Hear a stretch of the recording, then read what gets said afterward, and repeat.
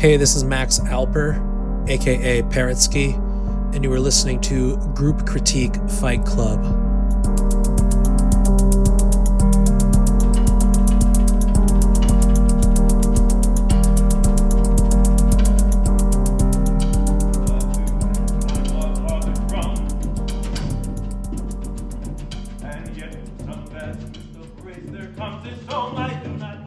Whew. We'll let this rock. We'll let this rock for 45 seconds.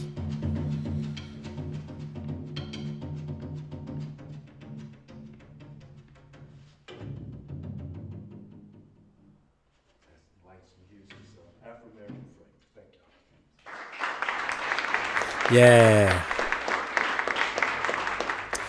You've been listening to Cooper Moore, multi-instrumentalist, improviser, and instrument maker, who I just had the pleasure of seeing up here in Hudson Valley this weekend, performing with the great Tyshawn Sorey, fantastic drummer, improviser, composer, in duo. And Tyshawn Sorey is in his 40s, and Cooper Moore is 80, and was an early mentor of Tyshawn when he was a very young up-and-comer. So it was beautiful that this was actually the first time they've ever jammed as a duo.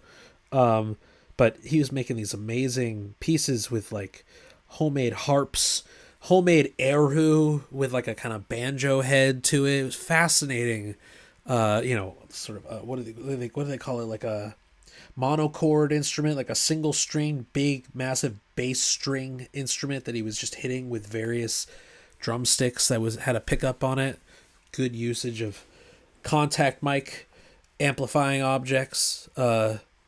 Cooper Moore, check him out. That's my little opening rec for you with our lobby music. I don't press record on the lobby music until like 15 seconds before I start talking, so maybe I should include some of it long form recorded introduction on the pod version of this, audio version of this that I post after the fact. Includes some of the curated lobby tunes. Hope everyone's doing swell this evening. Slightly warmer now in New York. We got ourselves a monthly project. Sorry I missed y'all last week. Wasn't feeling super hot, but I'm feeling you now. We have a monthly project that was posted last week that everybody should participate in, and I will obviously be posting the instructions once again in the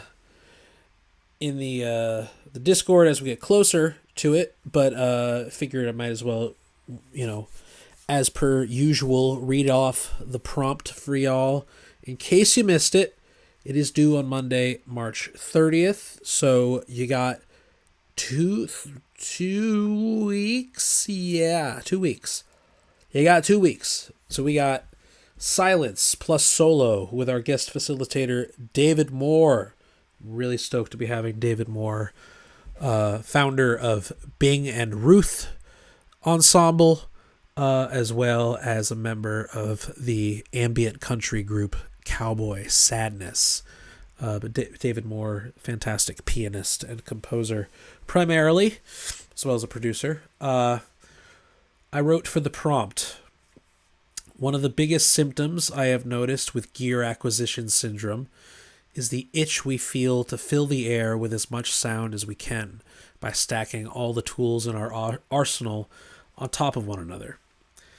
As loop and sequence enthusiasts, we often add layer after layer, perhaps to cope with the vulnerability of hearing ourselves only do one thing at a time. When was the last time you sat in your studio with one instrument, without external processing or effects devices, and responded to your own definition of silence with the single tool? Do you feel secure enough to strip yourself down sonically to just one thing? Why not?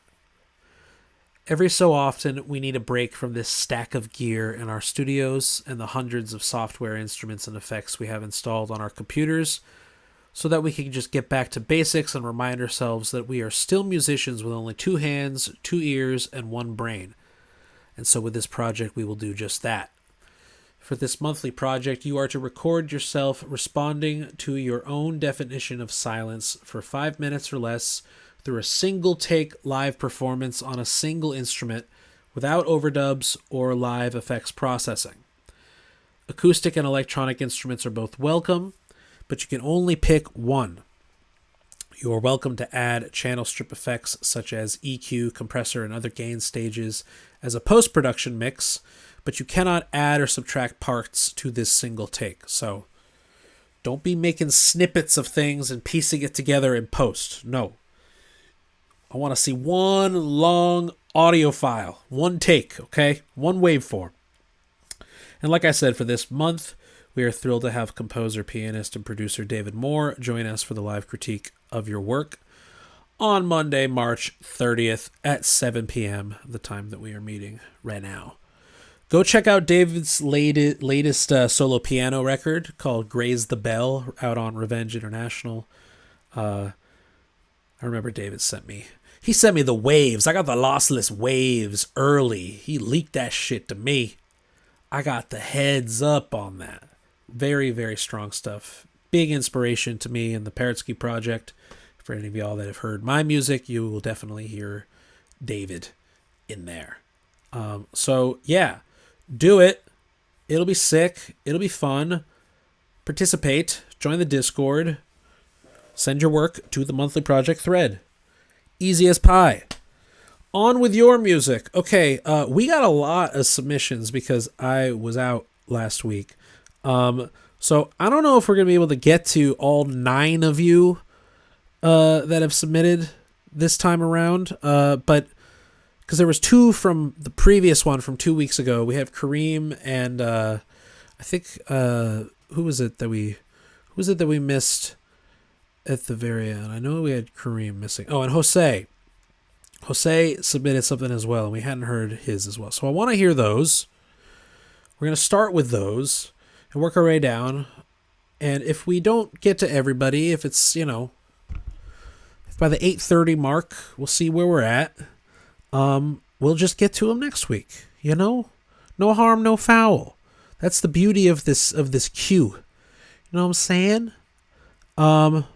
Okay, so starting off, we got a track from Karim, which I don't know if they included oh, nice. They wrote, "Turns out Springsteen had a point. Whatever that point was, I dropped it in a puddle. Still much ready to do on this one. Muddy mix till I get closer to completion." Good preface. I didn't read that original caption. That's funny. All right, well, with that in mind, Karim, Omen Clay, version 3. And you probably have a newer version of it by this point. This was 2 weeks ago, but still, I'm sure it is plenty nice. Let's go.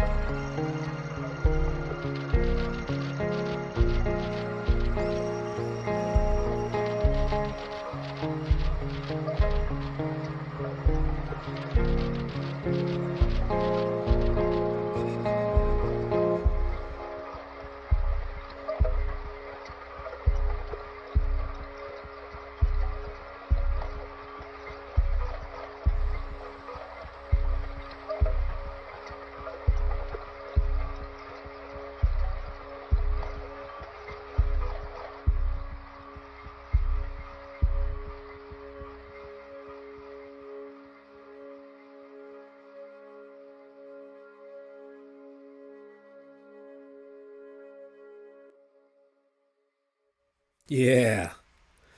Hell yeah. Another addition to the wet music catalog from Karim.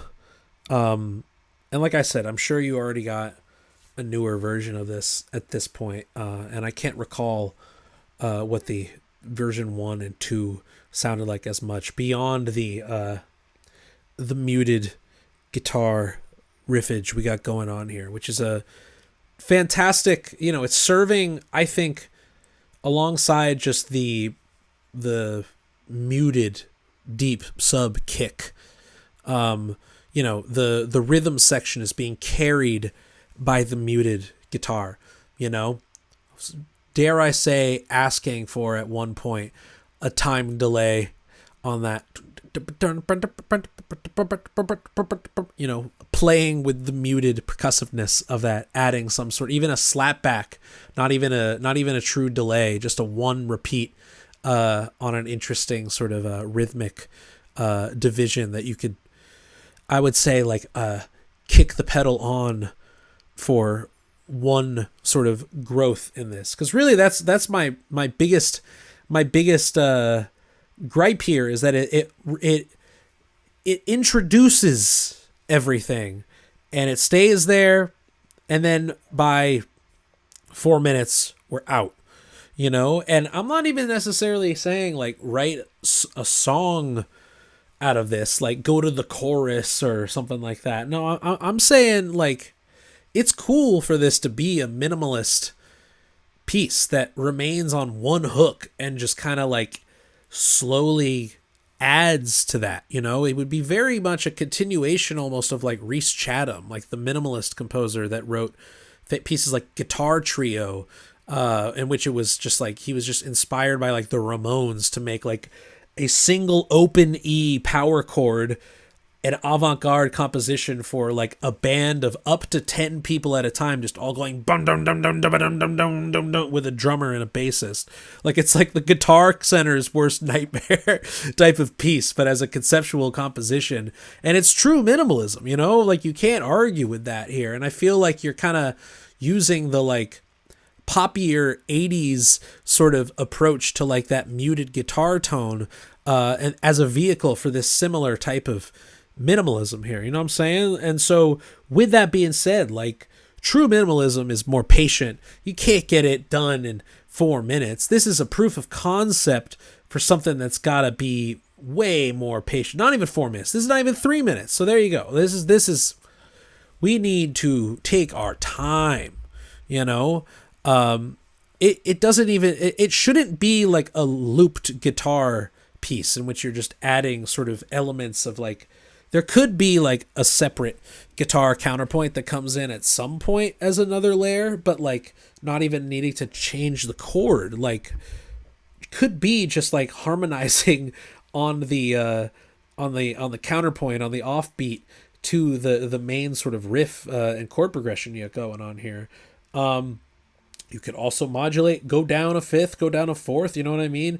There could be like a shift where you're just continuing to do the same thing, but now you've just shifted to one other chord, and now you're staying in that other chord, and maybe dynamically something happens, like not saying like get loud, like I like the patient and sort of restrained dynamics you got going on here, because it's, like wet music, and also the field recordings of, processed water, things like that, you're this combination of stillness and usage of sound design to create like speculative soundscape, and then pairing that with like just kind of like tasteful good guitar, like that's something there, that's something. I think that's a unique little island of sound that you've cultivated that you should just dig deeper on, it feels almost like Emeralds, like Mark McGuire, the guitarist for Emeralds, Cleveland Legends. I hope it's Cleveland and not Cincy. I don't know. I might be fucking that up. But it has this kind of krautrock cosmiche psychedelia to it, unintentionally or not, but like with that at its core, it's still like minimalist, and like that requires some patience. Go check out Guitar Trio, y'all. You'll be in for a treat, because it's still good music. Who doesn't like an open E power chord? That's all you're gonna get over like a 4/4 like power pop beat or like early punk beat, for potentially an hour of just that. Very much, inspiring things like Earth and Sun afterwards, of just like this electric guitar can be like a chamber music object, it could be a new music avant-garde machine. Rock and roll could be a vehicle for that. So you kind of got that going here. I don't know. Develop it further, man. Give us 10 minutes in this zone. It's a biosphere that you've cultivated for us. What we got in the chat? I love the nostalgia of this. It makes me think of a couple years I lived in the Great Lakes. Yeah, I mean, this is bordering on Midwestern music, That's why I mentioned the Ohio Boys Emeralds. Would make a great soundtrack for a fishing mini game. This has such a nice soft texture between production and instrument choices. That was cozy, but like full of something devastating emotionally. I don't know. There was something of longing in that. Oh yeah, that's melancholia, baby. That's what I'm saying. It's Midwestern. It's borderline on Midwestern, This is, I think the kids call it emotional music. Am I saying that right? Does that mean there's also imply the existence of scream-motional music, Those are the two subgenres of the Midwest, right? No, this isn't fully emo, but good guitar tone and melancholia and yearning and longing. We're heading west. We're heading west. Karim's out east, but he's heading west. All right, good stuff from Karim. All right, now we got Jose. Jose back here. Is back. A synth pop instrumental, much in the vein of OMD's early slower tracks such as Statues, Romance of the Telescope, Sealand, etc. Haven't mixed it properly yet. Cool. Let us open it up. Porvenir by Jose.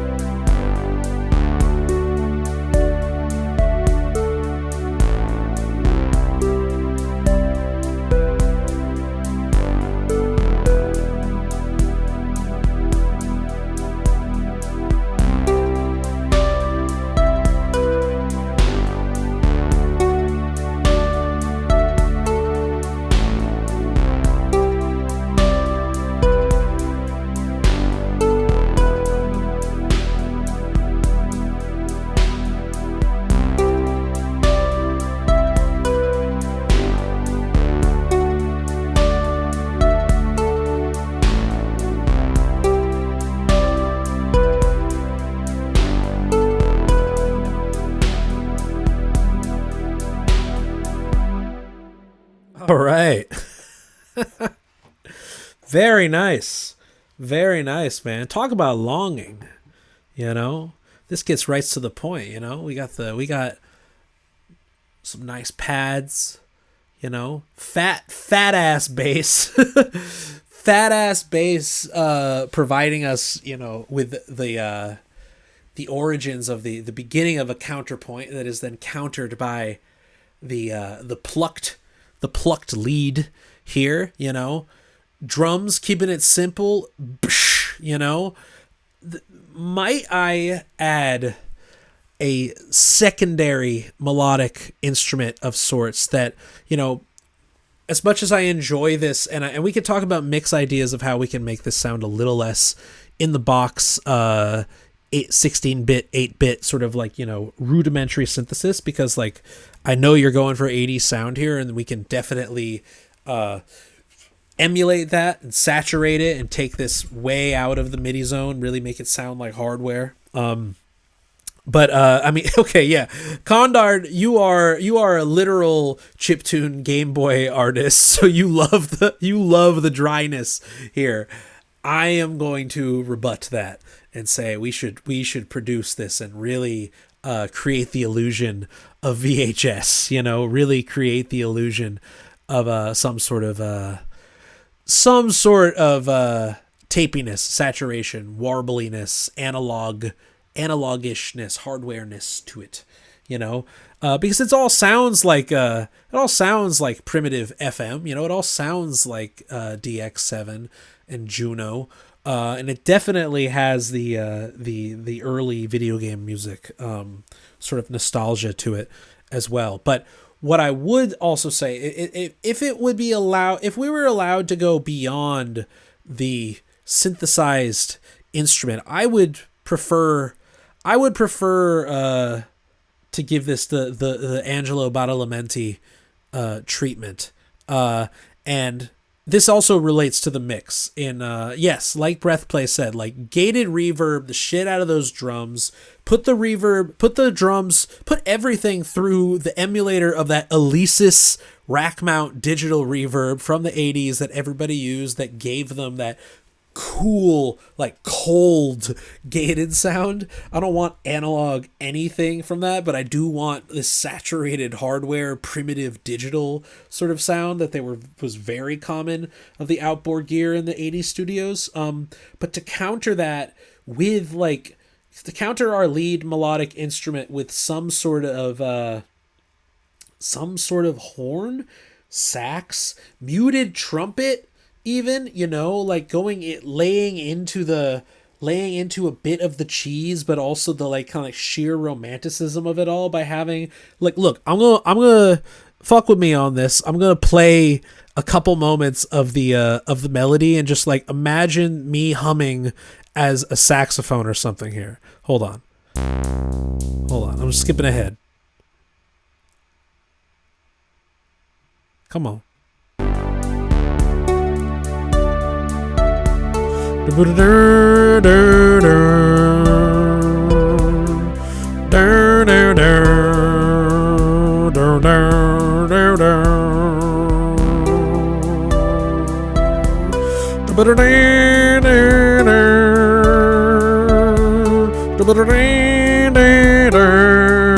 know what I'm saying?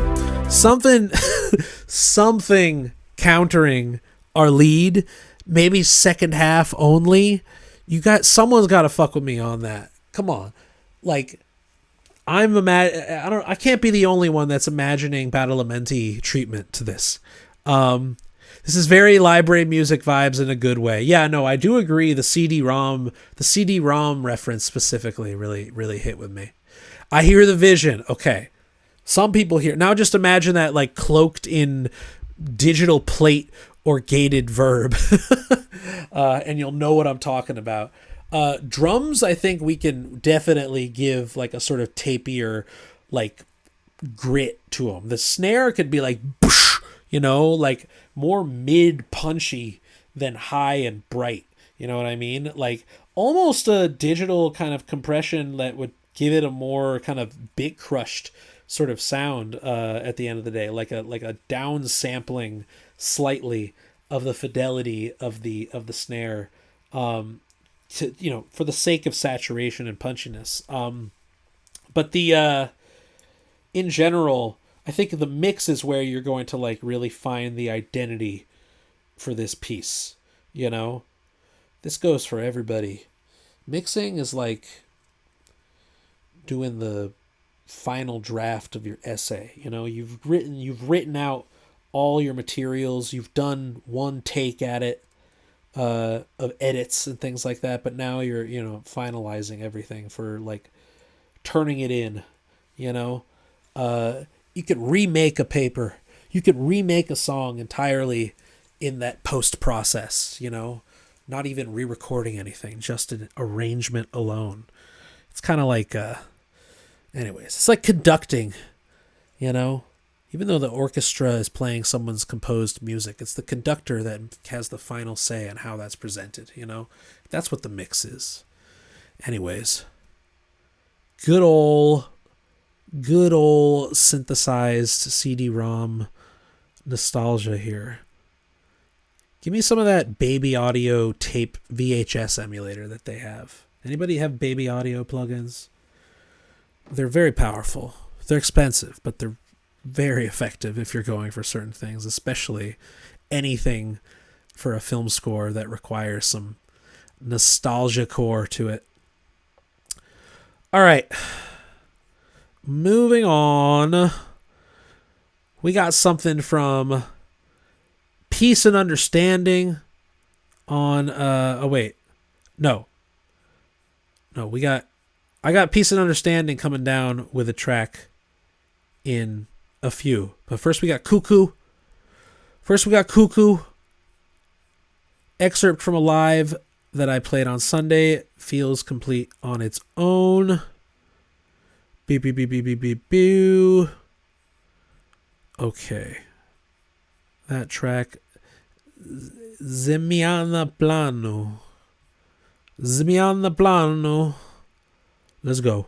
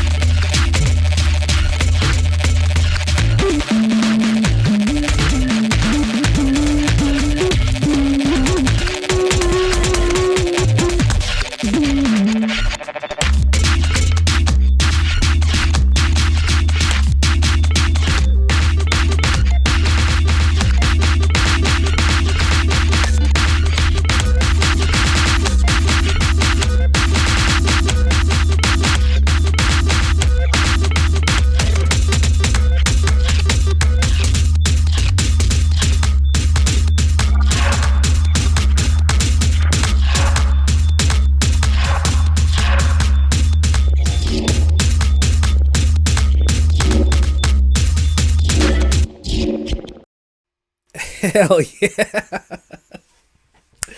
We on that post wave tonight, fam. We are on that post wave. Yeah, so Kuku said this was a segment from a live set in which I would happily welcome the full recording of that if you got it.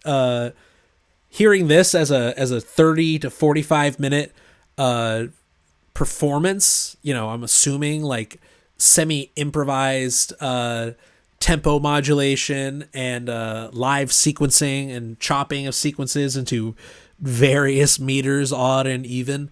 I can imagine that being really engaging through some serious audio reinforcement specifically. And like Breathplay said, the Autechre particles are dense on this one.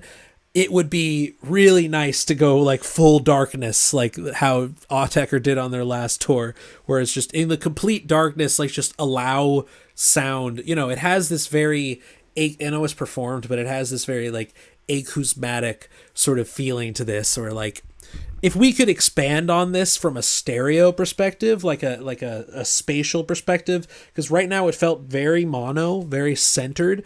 It would be like, talk about like the extensions of that density in spreading it out. You know what I mean? Because it was pummeling us front, den, and center for a lot of this, but having the extensions of the width attached to this would be, I think, the next frontier of how you could present this in a live context, and as someone who would thoroughly enjoy that through a proper sound system. Do this shit in fucking quad, much like Autechre being like, although they are like true like dancers, like b-boy break dancers and not academics in the slightest, they just like got max MSP when that shit was mostly available just for academics. They had their way with it. I also hear this in many ways as like acousmatic work, as electroacoustic sort of work, which is why I was thinking about quadraphonic sound specifically as a multi-channel acousmatic piece. But I also really do love that this is improvised, like this is a jam, which makes me want to see you doing this. It's like the one time I feel like attention on the stage area of the club is important, is with a hardware set. I find that fascinating, like watching someone play the piano. Even if it's just an Ableton Live set with a controller, like this type of music is so like physical and gestural in a way that even if it's mostly just processing like generative sequences and arpeggiations and rhythms and loops and stuff like that, the like decisions that you're making feel so abrupt that like I would just love to like see your facial reaction when making these live choices. You know what I mean? It's a very unique sound. Highly encourage you to send us the full jam, and let us know when you're gigging. I know you're based out in Europe, Poland, I believe. I'm not sure, but I mean, this is the type of thing that I if we can't experience it in person, I would love to see some footage. Like how does the setup look in that context? What else are people saying? Yes, definitely fun. Mark Fell could be fun, but yes, it's that gray zone between like academic electroacoustic composer and like experimental or IDM adjacent 90s warp records club musician.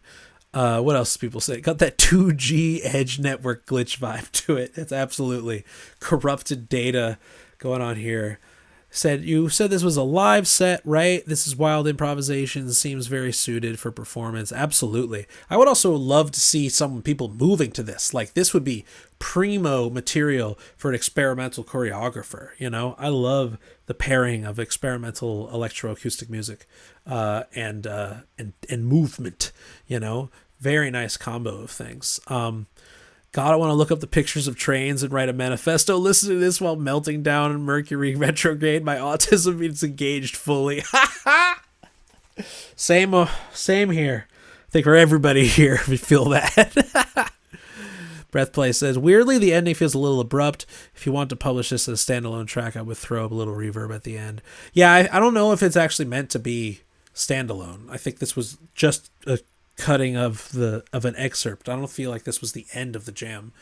I don't know. Maybe it was. Yeah, if it is, give us a tale. Don't cut the audio. Let there be silence, natural silence before the audio clip itself gets cut. That's just utilitarian final cuts there. Good shit. Hell yeah, Kuku. Glad we got to hear this. All right. Who we got? All right, now we got Condard. Missed Sunday's stream, but wanted to get a track in this week since I'm working on recording a rap EP all month. This one is a rough mix of vocals with Game Boy. I stemmed out the Game Boy into 4 different tracks based on earlier feedback from other tracks I've submitted, messing around with multiple vocal tracks for ad-libs and rounding out the delivery of lines on this track. No use of vocal effects beyond a little reverb and delay so far, no big crushed effects yet, but all the bones are in place. This track is my philosophy as to why I use a Game Boy, inspired to create with the limitations I do. The working title is Tideturner, because that is what I named the beat idea when I came up with it. But it'll be something else. Interested in any and all feedback, but particularly interested in feedback regarding physical mix and mood and cohesion. Okay. Tideturner for Game Boy and voice. Let's hear it. Bruce Lee once said, and I'm paraphrasing here, I do not fear the chiptune artist who has made 10,000 sounds. I fear the chiptune artist who makes a single sound 10,000 times.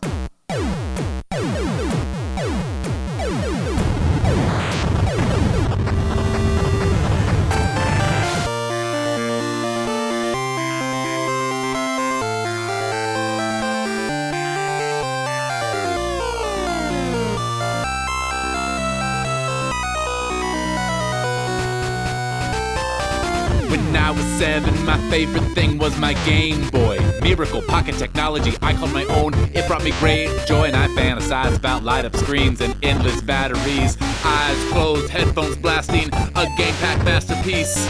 Many years later, my wish is granted in the mods made by great minds that paved the way beyond the games to create soundscapes deeply shaped by the limits of the day on the DMG CPU in 4 shades of gray. They published and shared their schematics and dreams, democratizing what you see now, the chiptune scene. Shout out to those makers pioneering with constraints, but there's another contributor with which we need to acquaint. The video game, hardware and manufacturing patron saint. Iconic ideas and breakthrough features were like his paints. Rest in peace, Gunpei, you legend of technology. His words are one to consider in chiptune's ontology. They go, Koreiteki, Jutsu no Suihei Shiko, Gunpei, Yokoi's manifesto, lateral thinking with what's been made known, reusing old pieces cause they're not outgrown, works to know as part of a charter, the chiptune equivalent Magna Carta on the shoulders of giants, we're not the starters. His philosophy to me is not precept or instructor. Yes, the words help place the Game Boy semiconductors, but there's more to be seen here. When examining at this juncture, like finding divine inspiration in decaying infrastructure. See, there's meaning to glean where capitalism has moved on. Art to make, ideas to shake, risks to take that wealth won't look on. I'm not the best or brightest, but I can choose what I obtain, cause I'm not stuck and don't believe in superiority of any kind to sustain. I work harder, not smarter, cause smarter believes in attaining perfection, but it can't imagine perfect without demanding death and dissection. My life builds like a bonfire to burn, and I'm reckless when I fight. The end result is not spitting fire, but embodying its light. I'm ardently conditioned patience to be triggered all at once, to burn bright and free for frame for the sake of beauty and what it confronts. My body's breaking down and its loss through this decay is viewed as joy when I count the cost against the fear of death and my own finitude. So bring out your skeletons, address the room with the elephants. Get down in the dirt, break new ground, find your element. Then bury the skeletons and recruit all those elephants. Acknowledge what hurts, love where you are, shed malevolence. 3 tones of noise is all I can produce on this hardware. Mundane like the last cracks of campfire on the night sky as it wanes. The dawn soon breaking against the cold, and may nothing of my life remain. The terrain take and bury me as fertilizer for the food chain. But may ideas I carried be married to new ones to make a dreadful nuisance to oppressive dogmata till they fall from power and break. Conditionata ardeo is my namesake for true. It's Condard for short. These are my words. Pleased to meet you. So bring out your skeletons. Address the room with the elephants. Get down in the dirt, break new ground, find your element. Then bury the skeletons and recruit all those elephants. Acknowledge what hurts, love where you are, shed malevolence. Karate Gijutsu no Suihei Shiko, Gunpei Yokoi's manifesto. Lateral thinking with weapon made known, reusing no pieces cause they're not outgrown. Words to know as part of a charter, the chiptune equivalent Magna Carta on the shoulders of giants, we're not the starters.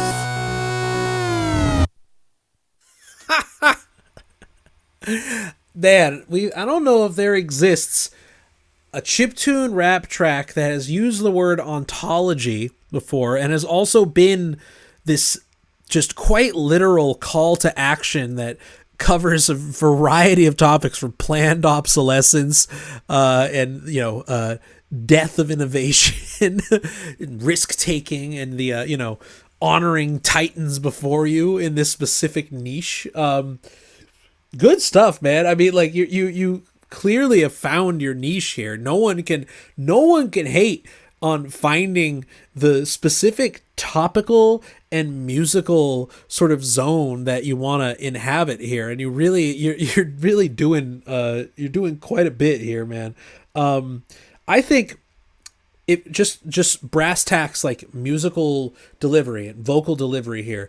If we were to go back and listen to the first verse versus the last verse, I can hear like you coming into your zone by the second half. Like the comfort and the cadence and of delivery feels so much more like loose and comfortable in a way that was a little more rigid and like restrained in the beginning. And considering that this isn't really meant to have like a quieter to loud sort of dynamics, it's really just like more parts are added, and you could definitely make more prominent the ad-libs and doubling, even tripling of your voice. But I'm imagining your delivery being way more loose from the jump, like almost like bordering on like kind of like hardcore punk. You know what I mean? Like this is, not, this is not, I'm not trying to like nix words here or anything, because I mean, like, this is like punk rock just as much as it is hip hop, if you ask me, especially the way that you're just like, you have like good triplet flow at certain points, and at other points you're just like barking. You know what I mean? It's like that's hardcore. You know what I mean? You're lecturing us on politics in like a rhythmic sing-song or speak-song sort of way. Sprechstum, that's punk. Like there are points in which you definitely are rapping, but like to me, like I think the whole ethos of this feels way more fucking punk rock, hardcore punk. The message is like call to action, like you're getting people amped up, and I think that like up your delivery, start the energy at where you end up here, and then keep getting more aggressive, like yell. You know what I mean? Like your ad-libs or your doubles and triples could be like fucking like really dynamically pushing it, like screaming. You know what I mean?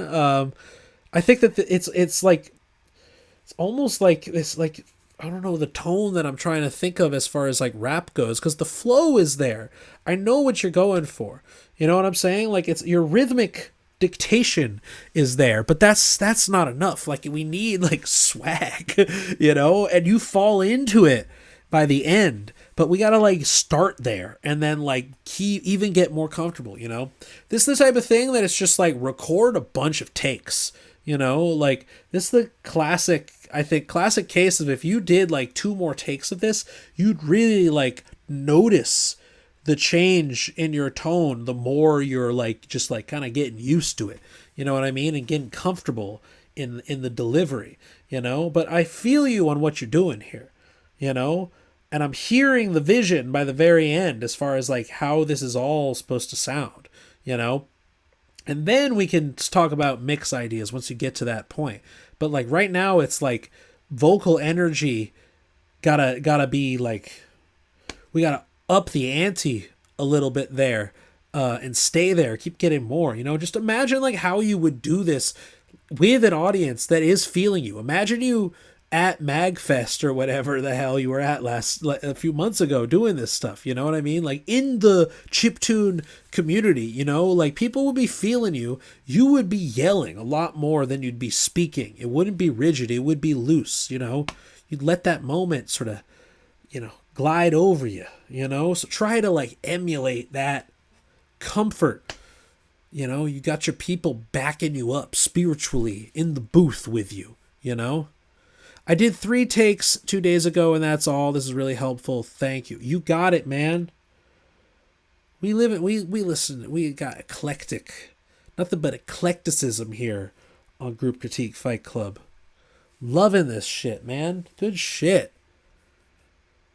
You got to respect people for finding their niche musically and like hammering down on it, you know? I hope that for everyone. They find their corner and they fucking go to work on it, you know? Okay. Got another one from Cozy. Another demo. Got all this done like today from start to where it's at now. I'm very proud because I was initially nervous of how translating this demo into a proper recording. I had a small recording from January, me singing the melody on my harp as an impromptu thing, but it was too good for me not to turn into a proper song. My friend is getting me violin. Gonna seeing someone do cello for this because I can hear sweeping strings in my head as I hear this. It's not perfect, and I know there's some stuff that needs to be worked on because it's pretty barren right now. Would love some feedback though. All right, so just imagining that things are not all going to, imagining other parts on this. So this is 9 minutes. We're going to play the first 5. All right, here we go. The Swan Sings with a Broken Neck by Cozy. Excerpt.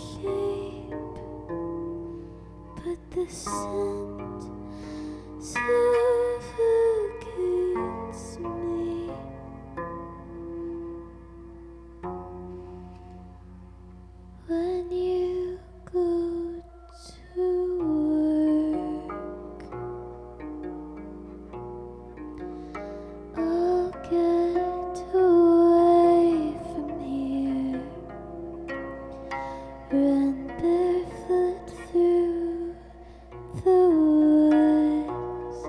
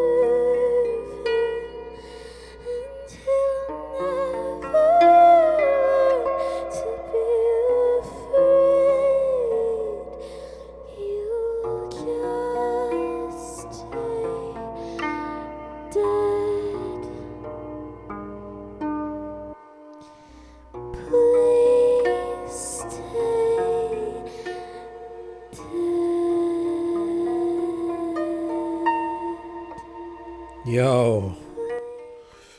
Fantastic stuff. From Cozy. The Swan Sings with a Broken Neck. Once again, bringing us to this tasteful zone of minimalism, of harp-led, spatial, glacial and spatial art song with a really beautiful soprano you got there. Really, really great tone. And I know, Cozy, that you are also a opera singer by training. So makes sense, you know? You gotta, it's not operatic the way that you're singing here, but like we can hear the technique of restraint. It's not just airy, nasally, you know, like great breath support here. Really, really lovely stuff. Yeah, so thinking about like what we can add here, and how we've heard some of your other work before, you know, imagining other strings here, I think like cello, I'm not imagining like swells, cascading swells. I'm imagining like holding it down on the low end. Like listen to Mabi Frati's work as a cellist. Like she's doing like with like distortion pedals, like low tone. It's basically playing the role of the bass for much of this, but like bowed bass, you know. I can imagine this on the low end really holding us down there, but countering that, knowing like how some of the tracks you've produced on the electronic side, I can imagine some noise here, you know, not necessarily harsh noise, but like an emphasis on long tone sound design, like crinkling, crumpling, or howling sort of wind sounds, or paper sort of like in the wind, flapping, metallic or papery sort of light,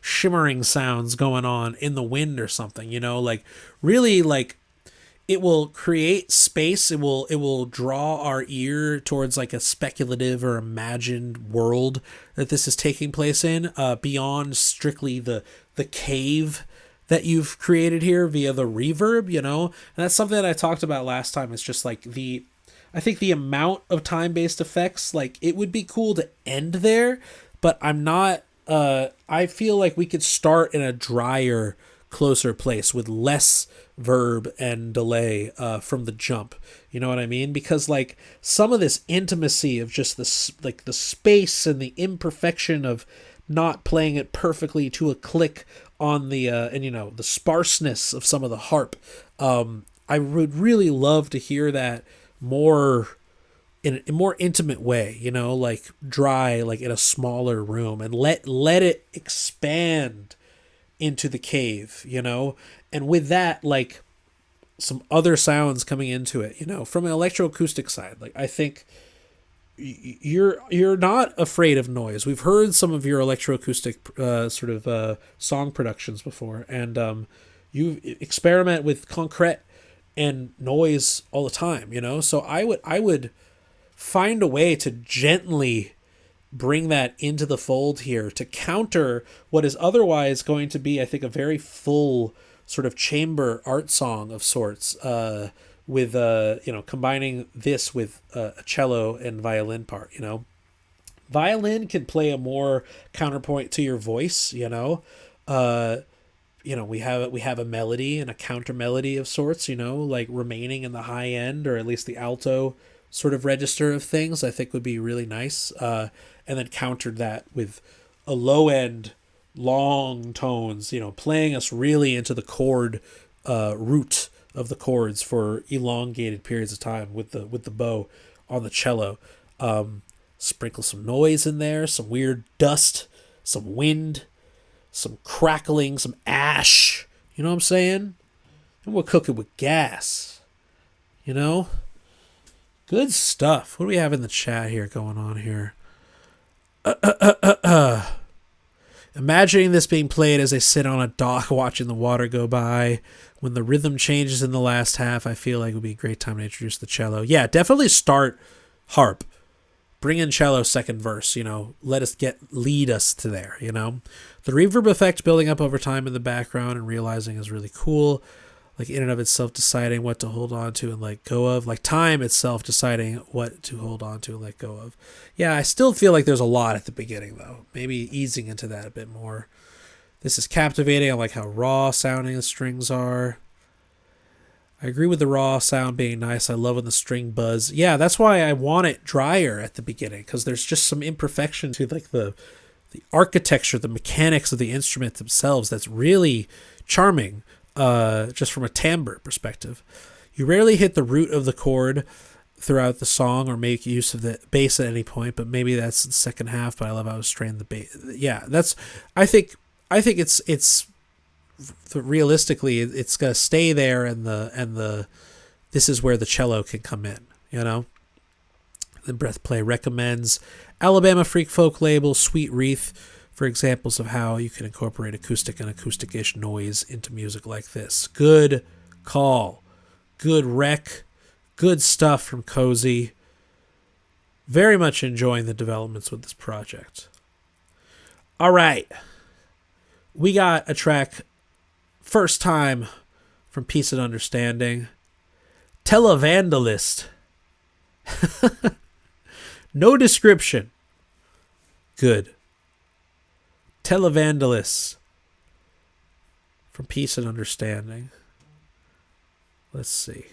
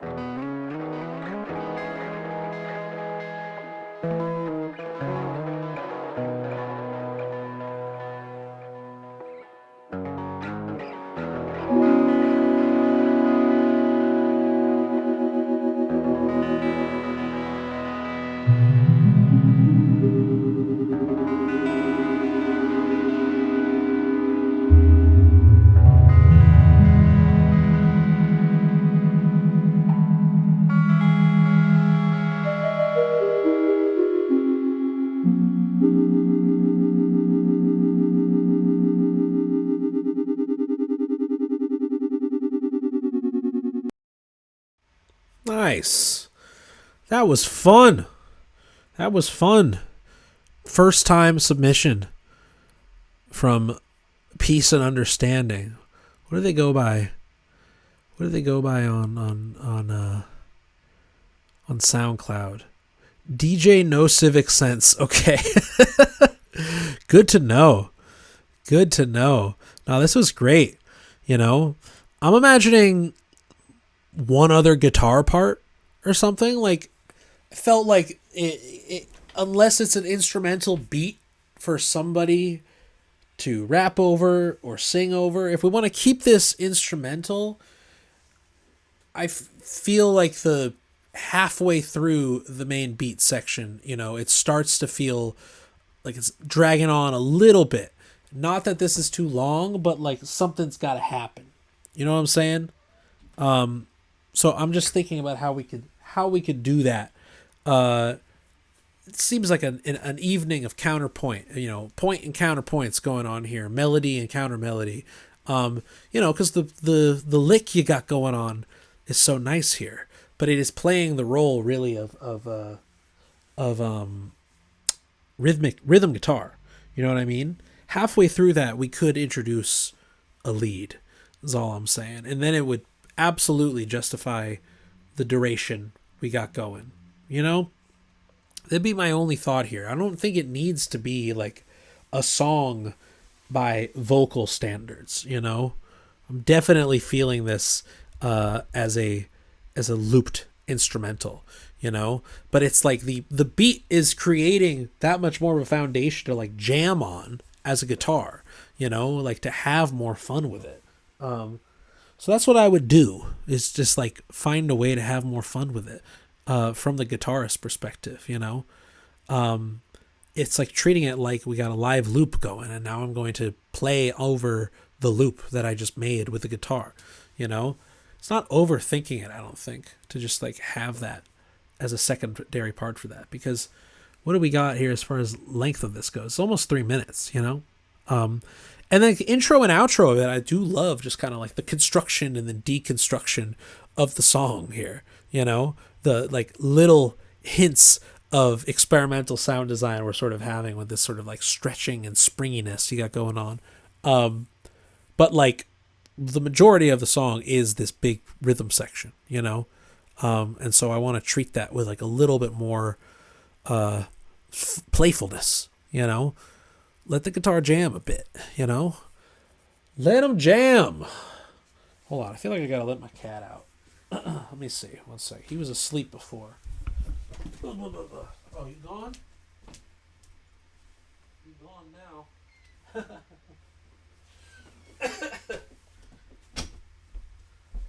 Okay. Okie dokie. Who let the cats out? That's right. That is right. Okay. Good stuff. Good stuff with the televandalist. Who? All right. We definitely don't have time for 4 more. Maybe we have time for 2 more. Let's see. We got a new track from Kema.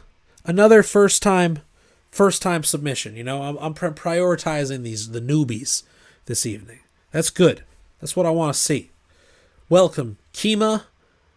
Working on this track, trying to dial in my sound. Hope for your feedback and it's appreciated. Not sure if it's a good fit for what else is submitted here. Well, you might already notice it's very eclectic. There's not one fit. No one size fits all over here. We are genre agnostic over here. That's how we roll. Good. All right. Track number 1 from Kema. Let's go.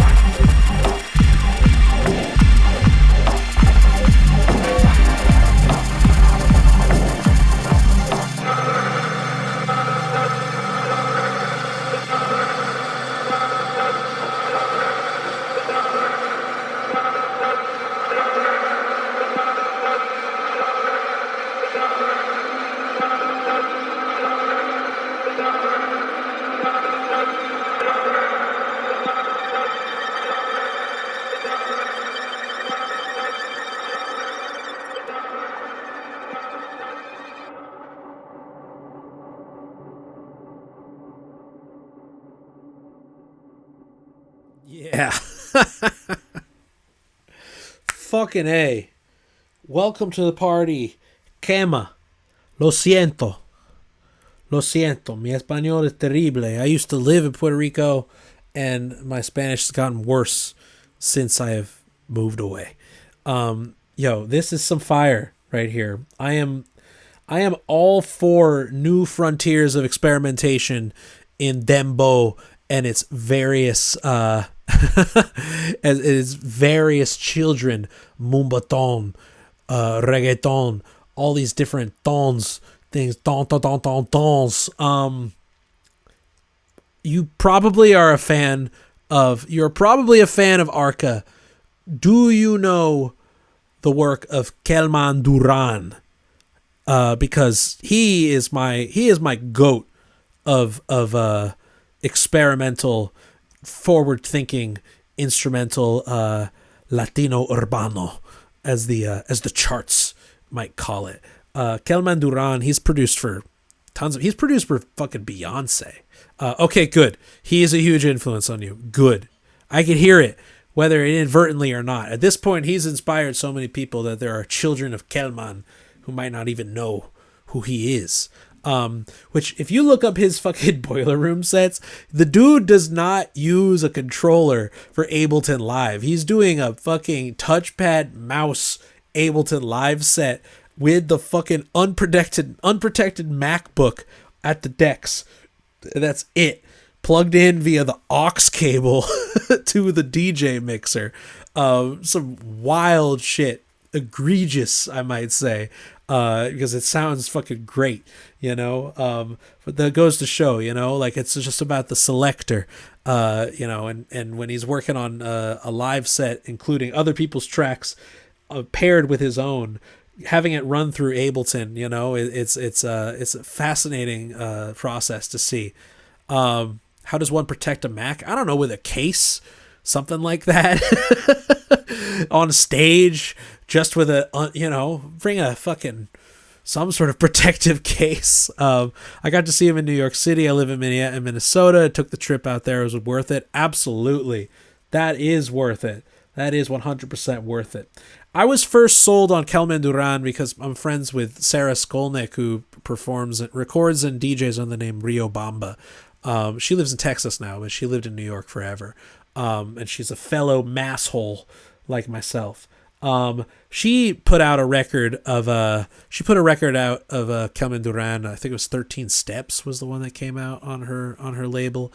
But the press kit read the descriptor as Dominican Burial, and I just said sold when I heard those two words, Dominican Burial, because goddamn, it's exactly that. Especially what my critique of this is like, fuck the standard song length here of what, fucking 4.5 minutes or whatever. Like, go full Kelman in the song duration. You have so much time and room for patient development in the sound design and taking us from zone 1 to zone 2 to zone 3, all within one piece. Like, this is like, that makes it in and of itself like inherently experimental to fuck around with long form duration with club music, but like, as a child of Kelman Duran, such a huge influence on you, like, I would say go for that challenge, like, how do we develop? Yeah, exactly. Especially because the standard song format is 2 minutes now, as a direct antithesis, a rejection of content-brained song structure. You know why they do that? Y'all gotta read Mood Machine by Liz Pelly, man. Shout outs to my GOAT, co-host of Critical Listening Podcast, podcasting partner Liz Pelly, who I'm stoked to be hosting that show with all the time.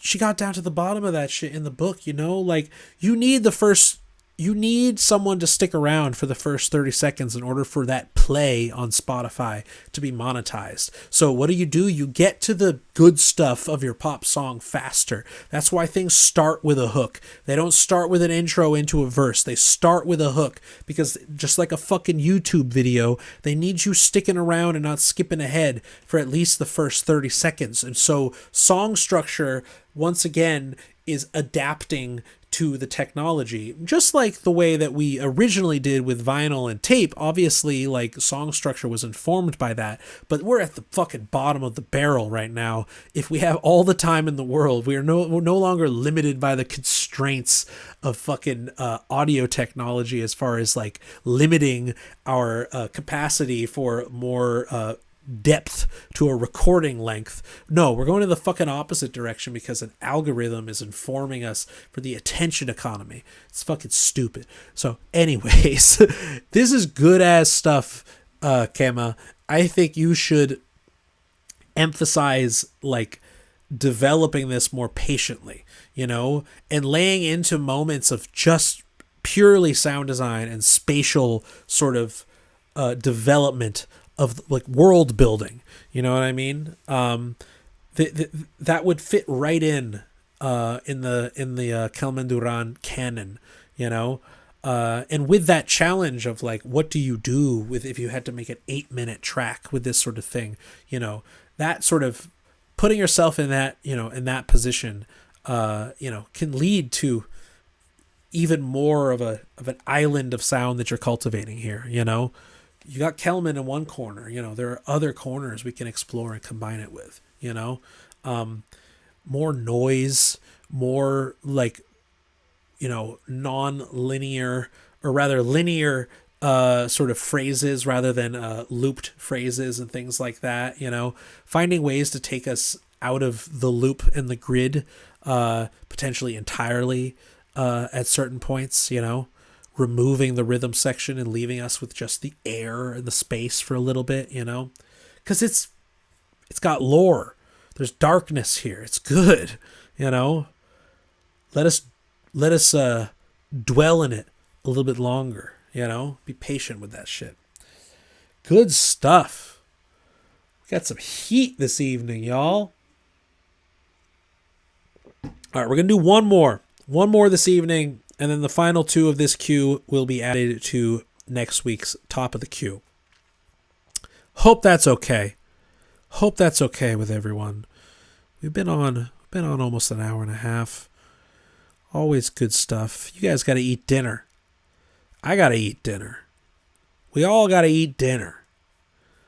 All right, who we got? Mikita. Here's something I'm trying to make for a contest organized by a local label. The rules are to compose a track using the sample pack designed by their artist, allowing to add whatever other sounds. So in addition to samples from the pack, some of them processed beyond all recognition, I'm using my recordings of traffic noise and bells from the church across the street. Creative method is throw at the wall and see what sticks, but at this point I went through so many throwing rounds that I don't really understand anymore what sticks and what does not. Would appreciate any feedback on both mix and arrangement. Cool. Love it. All right. Fosfor sample pack. I don't know if that's the name of the track, but that's the origins for it. Let's go.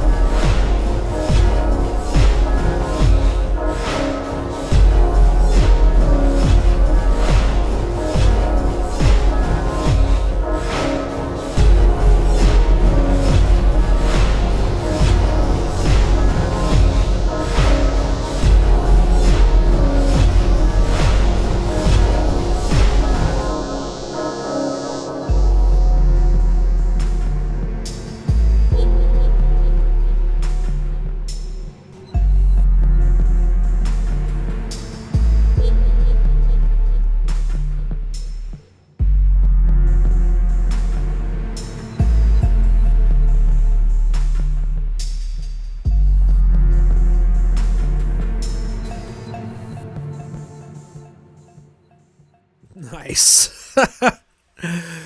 What a track to play us out, man. Everybody's giving us some fucking heat this evening, y'all.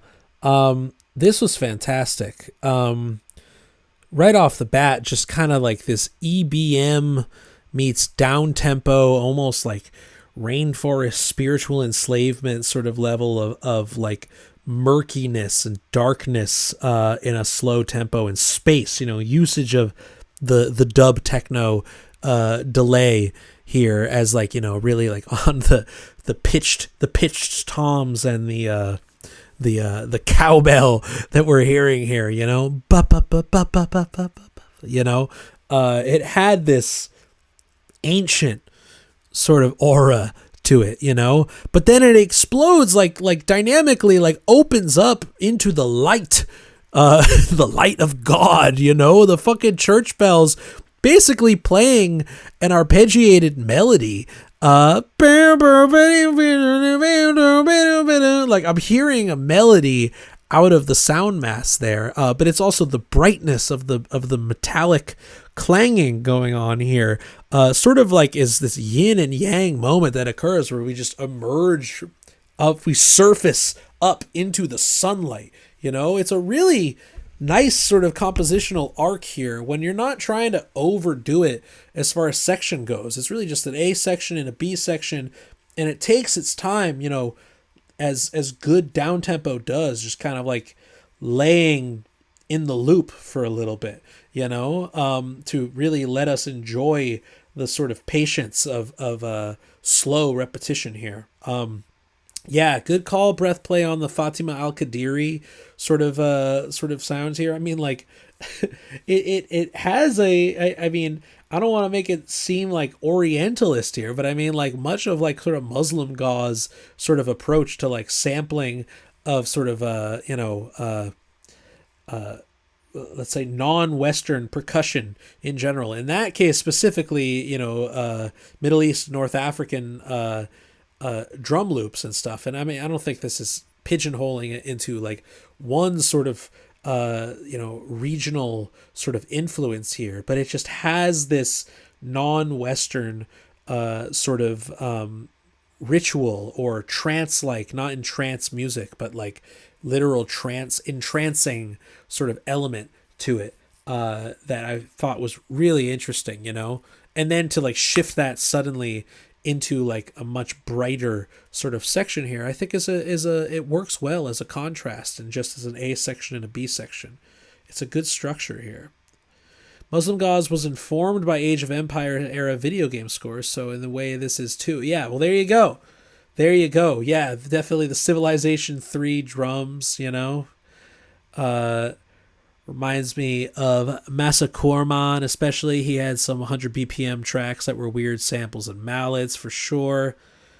Conrad Rhodes reminds me a little bit of jazz fusion kind of sound, like Shadowfax, and a bit of the ambient tracks from SNES Secret of Mana. And I mean, once again, we got to bring up Echo the Dolphin, a true timeless classic that has influenced so much electronic music, countless artists, but most notably Daniel Lopatin. Gotta give a shout outs to those early PC and SNES and Genesis games that were like able to really world build through sound, the aura of music alone. It's just some peak media scoring, even with such primitive tools. It really locks right in to the material. Always got to bring up Echo the Dolphin. You're 100% right. All right. Good stuff for this evening. It's been exactly an hour of an hour and a half of recording this evening. There's nobody here. There's nobody here. I wonder if that guy ever got his sample rights, his royalties for that. You think that with people playing that shit on fucking loop for 10 hours on YouTube, we gotta hook that. Who was the origins of that sample? I mean, come on. We gotta run him the check. Great 2 bars. Fantastic. All right, we calling it today. get on the monthly project on the Discord. Definitely do that. You gotta do it. You gotta do it. And looking forward to hearing the rest of these and more next week. Just a reminder, we won't be meeting on Sunday for our usual Zoom edition private stream for the patrons. Going to be doing something with the fam. But we will be meeting a week from today back on the public stream on YouTube. But if you're not already signed up, patreon.com/Parrotsky. Get in on the action on Sundays as well. I appreciate the support. Sign up for private lessons. We got a new course announcement starting up. I will be announced soon. Focusing on concrete and Foley arts and sample-based compositions as a large group, as a social practice of sorts. Definitely sign up for that. It will be remote, so open to everybody. And if you are a part of the Patreon, you will be granted a discounted link to register for that. Cool. More on that to come. Thanks for hanging this evening. Have a wonderful week, everybody. And I'll see you next Monday. Take care. Bye-bye.